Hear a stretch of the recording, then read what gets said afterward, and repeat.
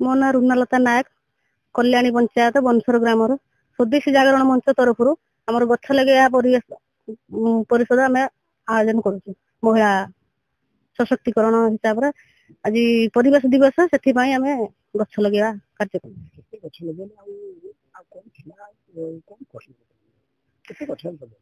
ଗଛ ଆମେ ଯେତିକି ଆସିଥିଲୁ ମହିଳା ସମସ୍ତେ ଗଛ ଗୋଟେ ଗୋଟେ ଲଗେଇଛୁ। ମୋ ତରଫରୁ ମା ମାନଙ୍କୁ ଅନୁରୋଧ କରୁଛି, ସମସ୍ତେ ପ୍ରତି ବର୍ଷର ପରିବେଶ ଦିବସରେ ଗୋଟେ ଗୋଟେ ଗଛ ଲଗାନ୍ତୁ। କମଳା ଲେମ୍ବୁ ଗଛ ବାର୍ତ୍ତା ଦେବାକୁ ଚାହୁଁଛନ୍ତି, କଣ ଚାହୁଁଛି ନିଜସ୍ୱ ଅମଳ କରିବା, ଫଳ ବିକ୍ରି କରିବା, କଣ ସବୁ ଆପଣଙ୍କ ମନ ଭିତରେ? ଗଛ ଗୋଟେ ଲଗେଇଲେ କିଛି ଯାହା ବି ହେଲେ ଫଳ ହବ। ତାକୁ ଆମେ ମଣିଷ ଭଳି ଛୋଟ ପିଲାକୁ ଆମେ ଯେମିତି ଯତ୍ନ ନେଉଛନ୍ତି, ଗଛକୁ ସେମିତି ଯତ୍ନ ନେଲେ ଯାହା ବି ହେଲେ ସେ ଫଳ ଆମକୁ ଦବ। ମୋ ନାଁ ଅଜୟ କୁମାର ସାମଲ।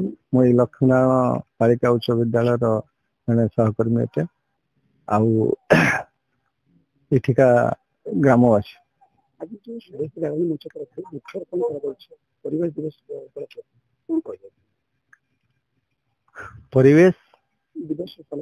ପରିବେଶ ଦିବସ ଉପଲକ୍ଷେ ଆଜି ଯୋଉ ସ୍ୱଦେଶୀ ଜାଗରଣ ମଞ୍ଚ ଭଦ୍ରକ ବନସର ଶାଖା ତରଫରୁ SHG ମହିଳା ମାନେ ଆଉ ସମସ୍ତଙ୍କ ମନ ଭିତରେ କେମିତି ପରିବେଶର ସୁରକ୍ଷା ଏବଂ ଏହା ହଉଛି ଆମର ଜୀବନ ରକ୍ଷା, ଏହାକୁ ମାଧ୍ୟମ କରି, ଏହାକୁ ପାଥେୟ କରି ସମସ୍ତେ ମନେ ମନେ ସ୍ଥିର କରି ସେ ଆଜି ପ୍ରତ୍ୟେକ ଜଣେ ଜଣେ ଗୋଟିଏ ଗୋଟିଏ ଗଛ ଲଗେଇଛନ୍ତି।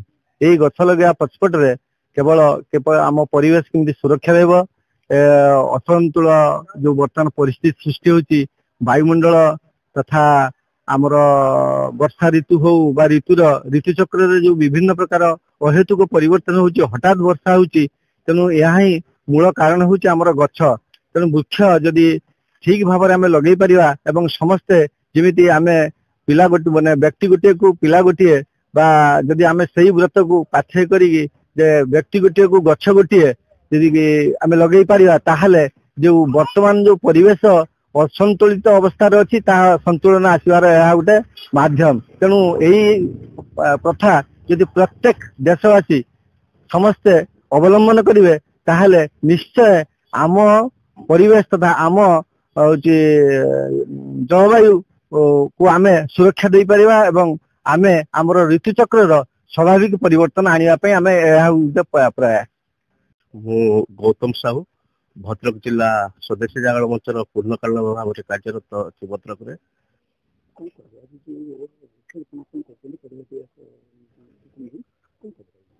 ପ୍ରଥମତଃ ଧନ୍ୟବାଦ ଦେବି ମା ମାନଙ୍କୁ ଆଉ ସମସ୍ତଙ୍କୁ। ଆଜି ଯେହେତୁ ପରିବେଶ ଦିବସ ଥିଲା, ସମସ୍ତଙ୍କ ହାତରେ ଗୋଟେ ଲେଖା ଗଛ ଥିଲା ଏବଂ ସମସ୍ତଙ୍କ ମନୋଭାବ ଥିଲା ଆମେ କେମିତି ପରିବେଶକୁ ସୁରକ୍ଷା ଦେବା। ନିଜର ପରିବାର, ନିଜର କାମ, ନିଜର ସମୟକୁ ଦେଇକି ଆଜି ଯେତେବେଳେ ଗଛ ଲଗେଇବାକୁ ଆସିଥିଲେ, ସମସ୍ତଙ୍କୁ ଧନ୍ୟବାଦ ହୃଦୟରୁ। କାରଣ ଗୋଟିଏ ଗଛ ବଞ୍ଚିଲେ ଗୋଟିଏ ଜୀବନ ବଞ୍ଚିବ। କାରଣ ଗଛଟି ଯଦି ନ ବଞ୍ଚିବ ତାହେଲେ ଆମେ କେହି ବଞ୍ଚି ପାରିବା ନାହିଁ। ଆଜି ଯେତେବେଳେ ପରିବେଶ ଜଳବାୟୁ ପରିବର୍ତ୍ତନ ହଉଛି, ସେତେବେଳେ ମା ମାନଙ୍କର ଭୂମିକା ଅନ୍ୟତମ।